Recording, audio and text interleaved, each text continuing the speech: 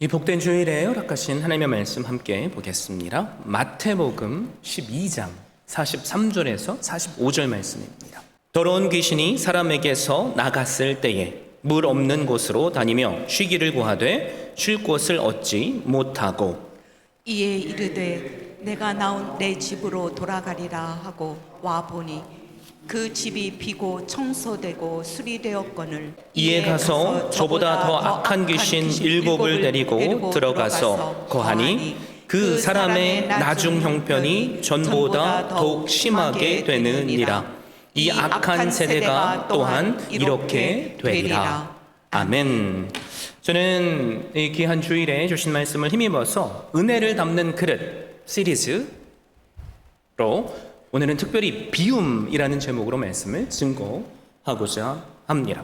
한 교수가 강의실에 안이 보이지 않는 항아리를 가지고 왔습니다. 항아리가 이렇게 생겼죠. 그리고 학생들에게 그 항아리를 보여주면서 이 항아리에 테니스 공을 부으면 어떻게 될까를 물었습니다. 그러자 학생들이 손을 여기저기서 들고 고민 없이 당연히 그 항아리 안에 테니스 공이 들어가겠죠? 라고 대답했습니다. 근데 교수가 테니스 공을 그 항아리에 부었는데 항아리에 공이 하나도 들어가지 않는 거예요. 그러면서 학생들에게 그 이유를 물었습니다. 만약에 여러분들이 학생이라면 뭐라고 대답하시겠습니까? 여러 가지 대답이 있을 수 있겠죠? 학생들이 이런저런 대답을 해요. 그 항아리 입구가 아마도 막혀 있기 때문에 공이 들어가지 않는 것 아닙니까? 그 항아리는 이미 다른 곳으로 꽉 차 있어서 그런 것 같습니다. 등등 여러 가지 대답이 나왔습니다. 그리고 교수가 이제 말을 합니다. 역시 여러분 수준이 다들 높군요. 이 항아리는 사실 입구는 막혀 있지 않지만 이미 그 안에 야구공으로 꽉 차 있어서 테니스공이 들어갈 수 없습니다. 자, 그렇다면 테니스공을 이 안에 넣으려면 우리가 어떻게 하면 좋을까요? 그러자 학생들이 대답합니다. 항아리 안에 있는 야구공들을 다 비워내면 됩니다. 맞죠?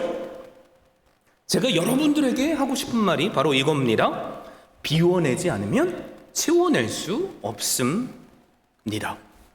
여러분, 오늘 우리가 함께 살펴볼 말씀을 보면 그 안이 이미 가득 채워져 있어서 은혜를 담을 수 없는 그릇과도 같은 사람들이 나옵니다.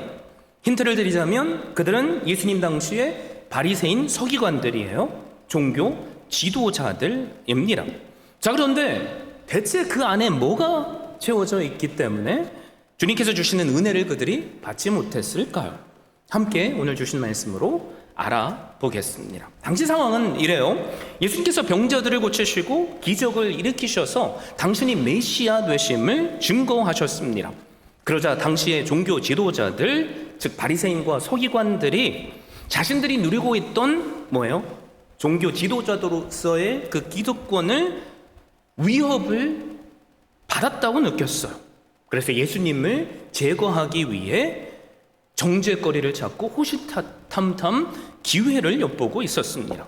그래서 안식일을 지키느냐 안 지키느냐로부터 시작해서 병자를 고치신 일을 뭐라고 얘기했냐면 예수님 안에 귀신의 왕, 즉 바알세불이 들어있어서 그 힘을 빌려서 귀신을 쫓아냈다라고 말했습니다. 이렇게 그들은 예수님께서 행하신 여러 이적들을 보았음에도 불구하고 또 당신이 정말 메시아냐면 표적을 보여주십시오 라고 요청하고 있습니다. 그래서 오늘 말씀해 보니까 그럼 그들을 향해 예수님은 뭐라고 선포하시죠? 이 악한 세대요 라고 말씀하십니다. 왜 악한 세대입니까? 이들의 마음속에는 이미 예수님을 미워하고 죽이려고 하는 마음으로 가득 채워져 있기 때문입니다. 그래서 표적을 구하는 데는 어떤 이유가 있는 거죠? 예수님을 메시아로 인정하고 믿으려는 의도가 아니에요. 어떻게 하면 책 잡고 그를 죽일 수 있을까를 찾으려고 하는 겁니다. 그래서 주님은 오늘 말씀을 통해서 그들을 더러운 집으로 표현하세요. 그 안에 귀신으로 꽉 채워진 집으로 말이죠. 더 정확하게 표현하자면 귀신이 이미 그 안에 들어가 살다가 하나님으로 인해서 청소되고 비워졌으나 그 빈 공간을 하나님의 말씀으로 또 하나님으로 채우지 않았기 때문에 나간 귀신이 더 많은 귀신을 데려와서 귀신으로 채워진 집으로 표현하셨습니다. 본문에서 말하는 집은 무엇을 의미하죠? 사람의 마음을 의미해요. 그런데 귀신이 하나 살다가 7이 다시 들어와 산다면 7배나 더 악화된 거죠. 유대인들에게 있어서 숫자 7은 완전한 수를 의미합니다. 그래서 7배의 귀신이 들어온 것이 아니라 더 이상 들어올 귀신이 없을 만큼 그 안을 꽉 채웠다는 이야기예요. 자, 그렇다면 이들이 왜 이렇게 되었을까요? 우리가 그 이유를 알기 위해서는 44절에 말씀하는 그 바리새인을 지칭하는 이 집이 비고 청소되고 수리되었다는 것이 무엇을 의미하는지를 알아야만 합니다. 여러분, 이스라엘 백성들, 하나님께 선택받은 민족이죠. 가장 먼저 아브라함을 선택하셨어요. 그리고 그의 자손 유대인들을 자기 백성으로 삼으셨고요, 이방인들을 주님 앞에 인도하게 하실 제사장 역할을 하는 민족으로 구별하셨습니다. 그들을 단지 깨끗한 집이 되게 할 뿐만이 아니라 하나님께서 거하시는 집이 되도록 하신 거죠. 이 유대인들은 분명히 이방인들의 입장에서 보면 뭐예요? 깨끗한 청소된 집이에요. 왜냐하면 이들에겐 율법, 즉 하나님의 말씀이 주어졌기 때문입니다. 그래서 이들은 진리를 가졌어요. 그리고 율법을 지킴으로 더 이상 더러운 집이 아니며 거룩한 백성이 됨을 삶으로 증명해야 했습니다. 근데 우리가 구약의 말씀을 통해서 알게 되는 게 있죠. 그들은 실패했어요. 하나님께서 그들을 청소해서 깨끗게 하신 것이 내 깨끗함을 자랑하기 위함이 아니라 하나님께서 그 안에 충만하게 거하시는 집이 되어서 오직 하나님의 영광을 드러내야 하는데, 그들은 무슨 삶을 살았습니까? 나의 깨끗함이 나의 스스로의 의가 되어버렸습니다. 그 안에 교만으로 꽉 차 있었던 거죠. 하나님의 그들을 향한 계획을 그들이 온전히 알았다면, 율법을 날마다 지킴으로 나는 이 정도 하는 사람이야 자랑할 것이 아니죠. 여러분, 우리가 어떻게 율법을 다 지켜요? 내가 지키지 못하는 것으로 하나님 앞에 회개하고 나와야지 맞습니다. 그럴 때 하나님께서 은혜로 채워주실 거니까요. 그리고 약속에 따라서 보내주신 예수님을 그들은 구원자로 받아들여야만 했어요. 왜요? 예수님만이 우리의 죄의 문제를 해결할 수 있는 메시아시니까요. 그런데 그들 안에는 교만이 차 있습니다. 자기의 선행이 의가 되었습니다. 자랑거리가 됩니다. 그리고 보내신 예수 그리스도를 그들은 거부합니다. 내가 누리고 있는 종교 권력을 예수라는 자가 빼앗을 수 있다는 생각 때문입니다. 그래서 그 안에는 자기의 교만, 시기, 질투 등 귀신으로 상징되는 것들로 가득 채워져 있습니다. 놀랍게도 로마서 1장 28절로 31절을 보면 사람의 마음속을 가득 채울 수 있는 7 귀신들이 뭔지를 설명해 줘요. 화면에 보시면 로마서 1장 28절에서 31절 말씀이 나오죠. 우리 함께 이 말씀을 읽으면서 7 귀신으로 상징되는 그 악한 것들이 어떻게 우리 안을 채울 수 있는지 한번 보면 좋겠습니다.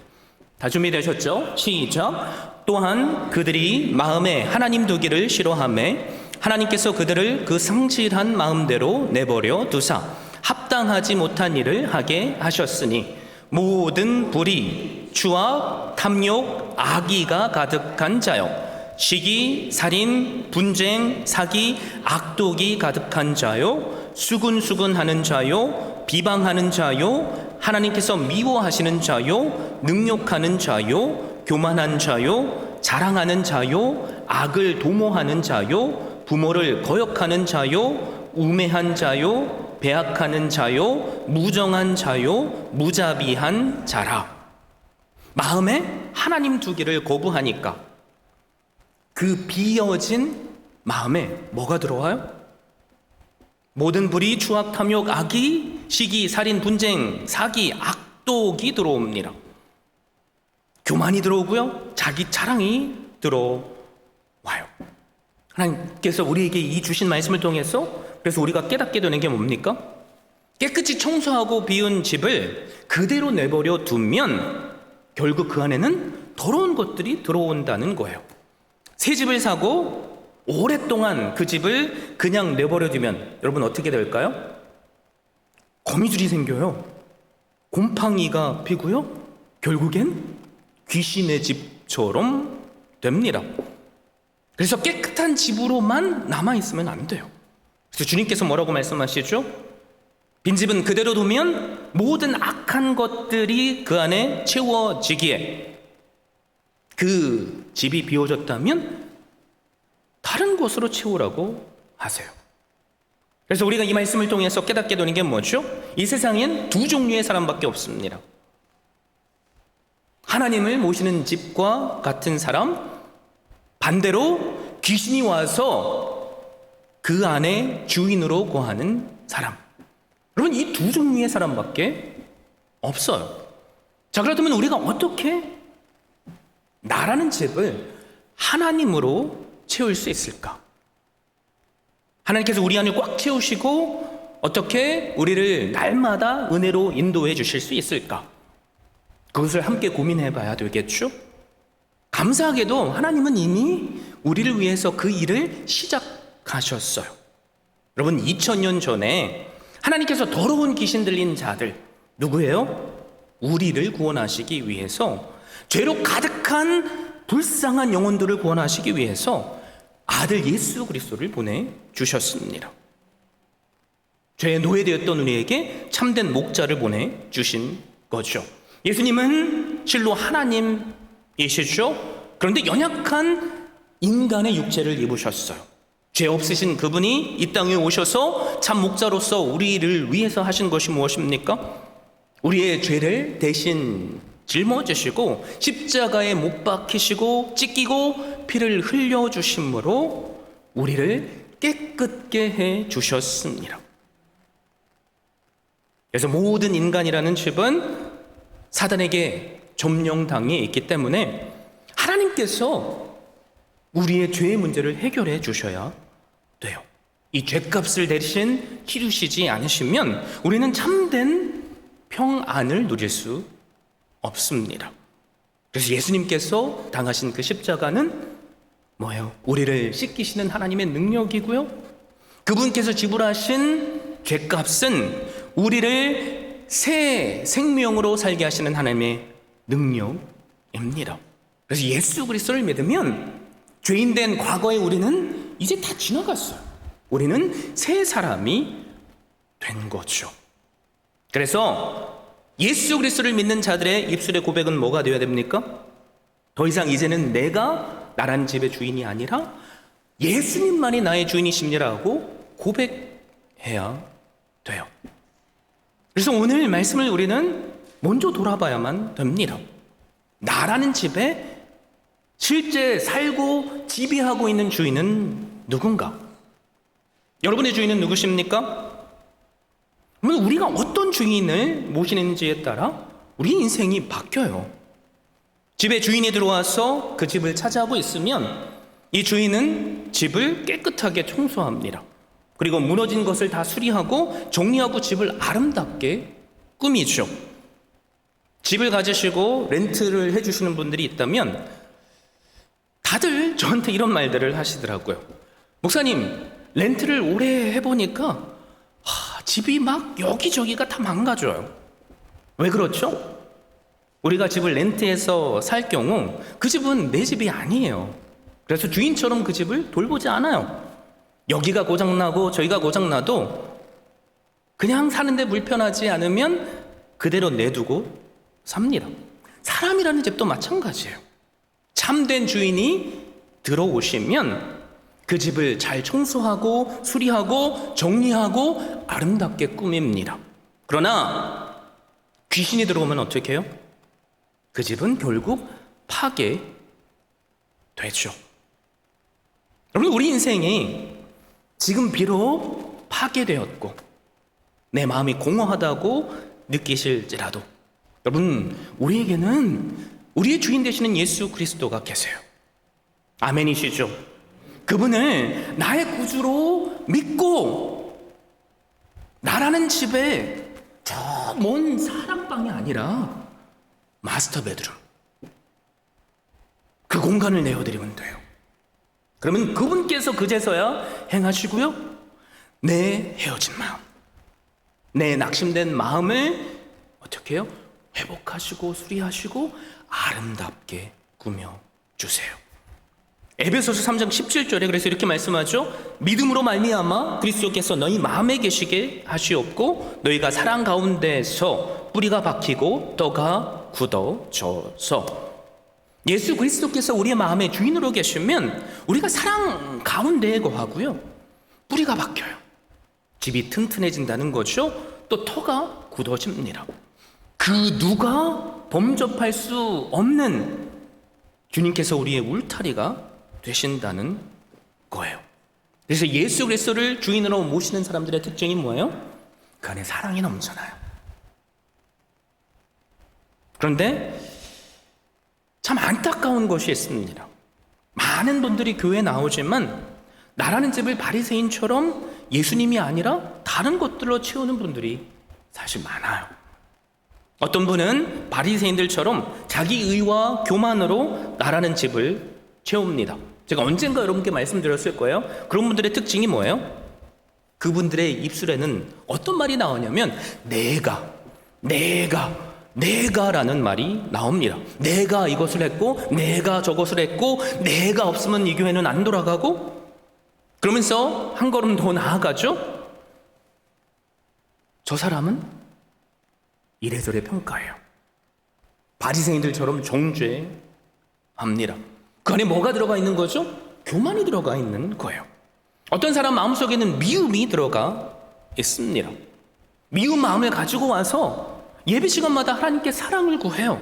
여러분, 우리의 마음속에 미움으로 가득 채워져 있으면 하나님께서 아무리 사랑을 부어주신들 우리의 나란 집안에 사랑이 채워질까요? 아니요, 채워지지 않아요. 나 자신을 한번 돌아봤으면 좋겠어요. 우리의 모습은 어떤 모습입니까?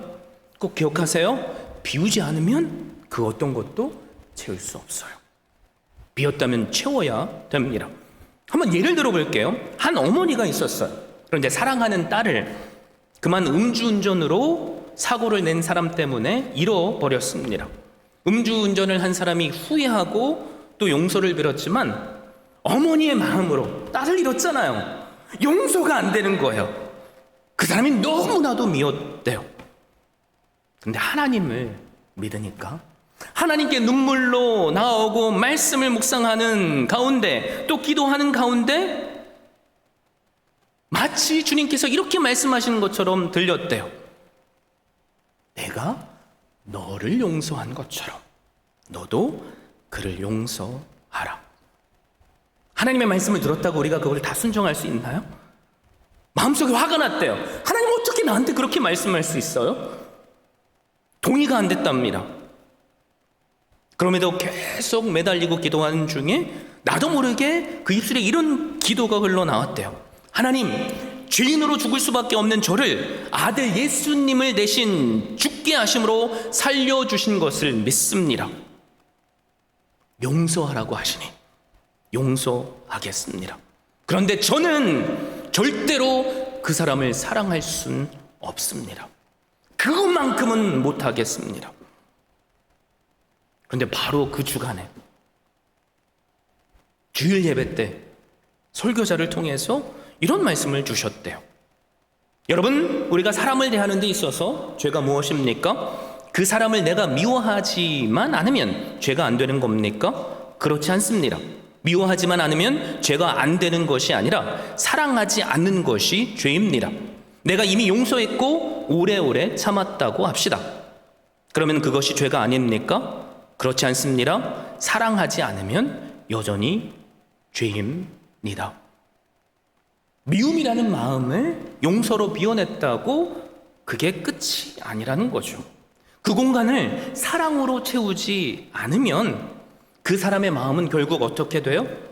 귀신들의 놀이터가 되고 말아요. 그래서 우리는 비우고 비웠다면 채워야 합니다. 비우지 않으면 아무것도 채울 수 없어요.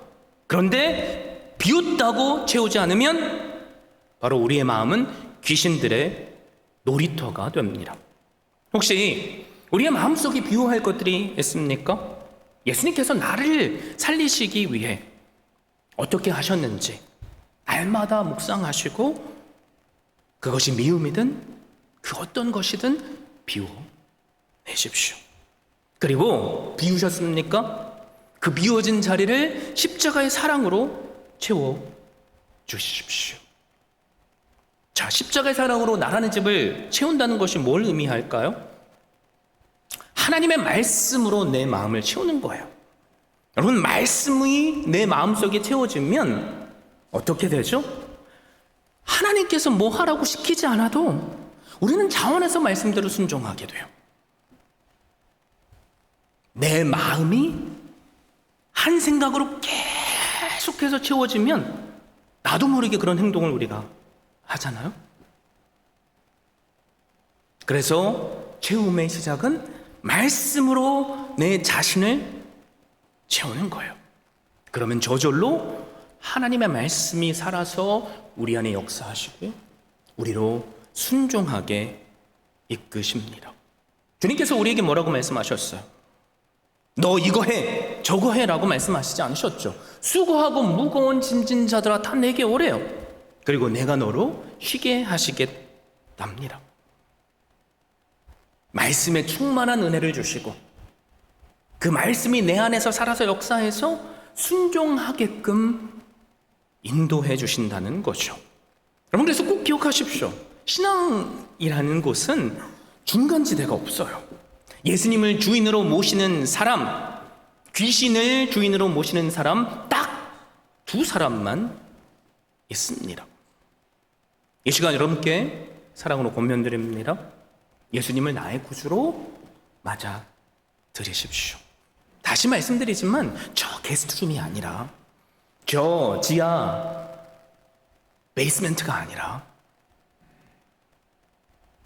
마스터룸에 그분을 모시세요.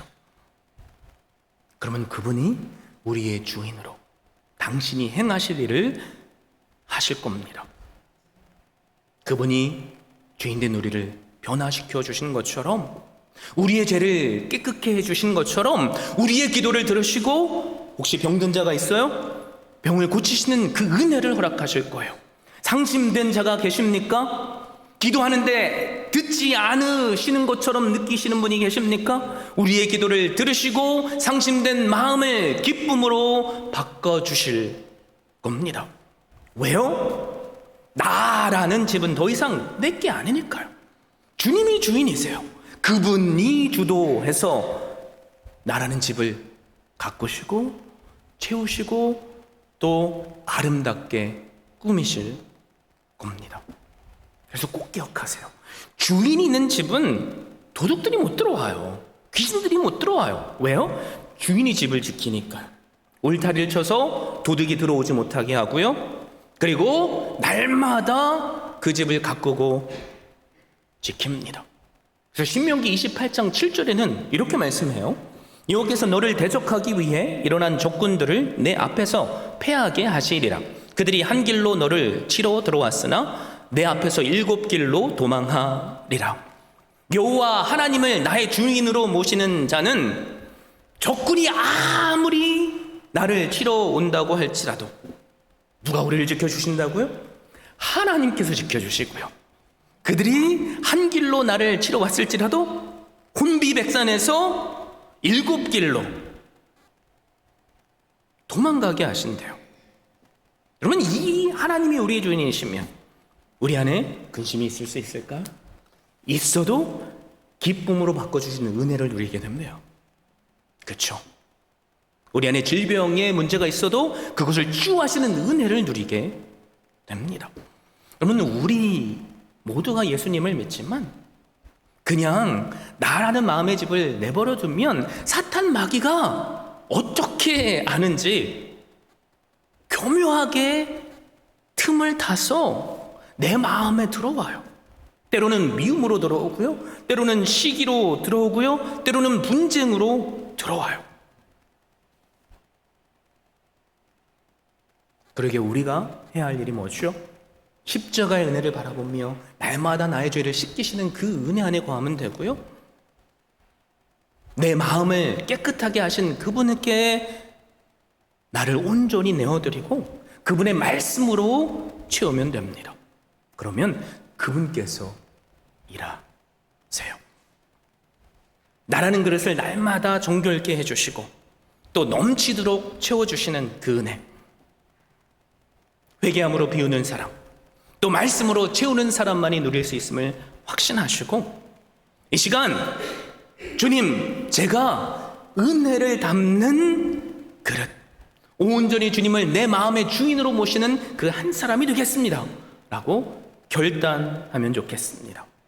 그리고 한번 보는 거죠. 어떻게 하나님께서 나라는 그릇을 은혜로 채워주실까? 그것을 함께 누리는 그 주인공이 저를 비롯해서 우리 모두가 될 수 있기를 예수 그리스도의 이름으로 축원드립니다.